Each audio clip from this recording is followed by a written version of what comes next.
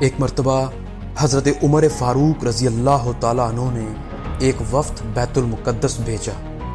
وہ وفد کوئی عام آدمیوں کا نہیں بلکہ صحابہ کرام کا وفد تھا۔ یہ وفد بیت المقدس پہنچا۔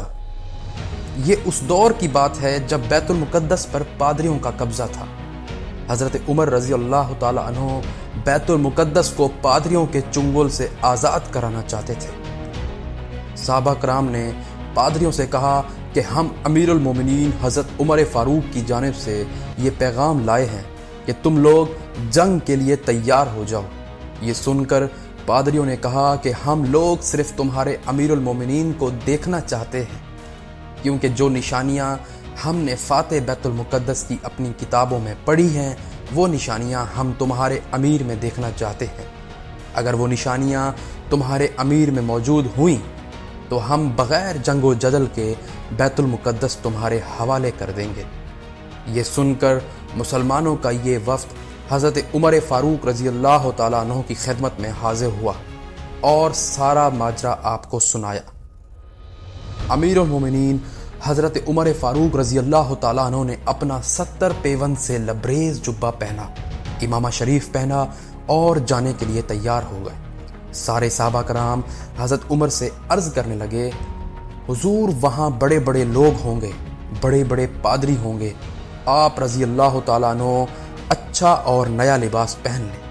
ہمارے بیت المال میں کوئی کمی نہیں، انسانی فطرت کا بھی یہی تقاضا ہے کہ جب بندہ کوئی بڑی جگہ جاتا ہے تو وہ اچھا لباس پہنتا ہے تاکہ اس کا وقار بلند ہو۔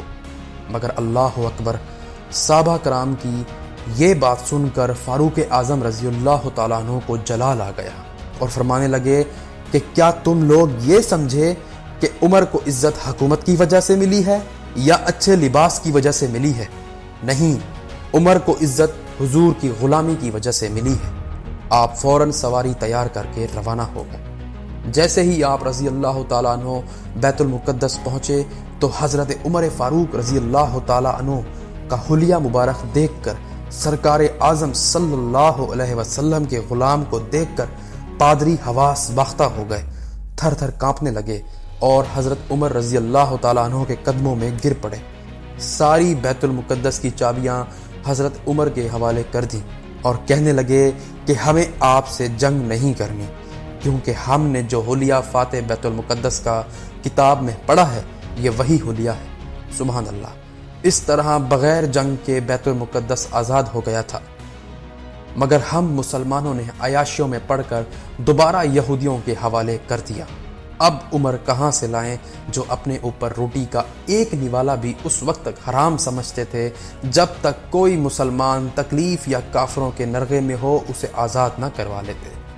اللہ پاک ہمارے حال پر رحم فرمائے اور ہمیں صحیح راہ پر چلنے کی توفیق دے۔ آخر میں بس ایک ہی جملہ کہوں گا کہ زیادہ تر لوگ اس وقت ہار مانتے ہیں جب وہ کامیابی حاصل کرنے والے ہوتے ہیں۔